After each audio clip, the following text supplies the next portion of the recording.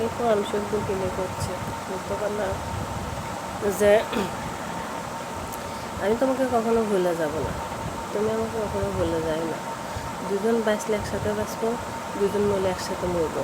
যতই পরিস্থিতি আসুক, যতই বাধা বিপদ আসুক, তুমি শুধু জানবা যে আমি তোমার আর তুমি আমার, অন্য কারো না। আর এই কোরআন শব্দ ফেলে বলতেছি, আমি আগে কম বুঝতাম, এখন যা বুঝি অনেকটাই বুঝি।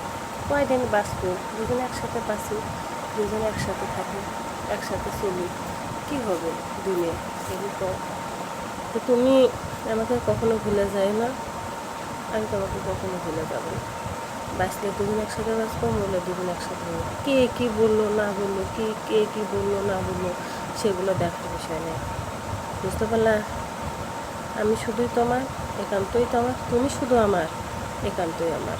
আমি যেমন করে প্রতিজ্ঞা করতেছি কোরআন শব্দকে নিয়ে, তেমন তোমারও প্রতিজ্ঞা করতে হবে। আমি কোরআন শব্দকে নিয়ে প্রতিজ্ঞা করতেছি যে জীবন গেলেও তোমাকে আমি ভুলে যাবো না, তোমাকে আমি কখনো ভুলবো না, কখনো ছেড়ে যাবো না, কোনো দিনও না। যত পরিস্থিতি আসুক, বুঝতে পারলা? যত পরিস্থিতি আসুক, সব পরিস্থিতি সামলানোর ক্ষমতা বা দুটোই আমারও আছে, তোমারও আছে।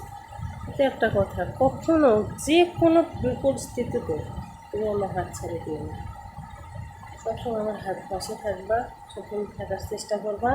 আমি তোমার কাছে এটাই চাই, আর কোনো কিছুই চাই না, বুঝতে পারলা?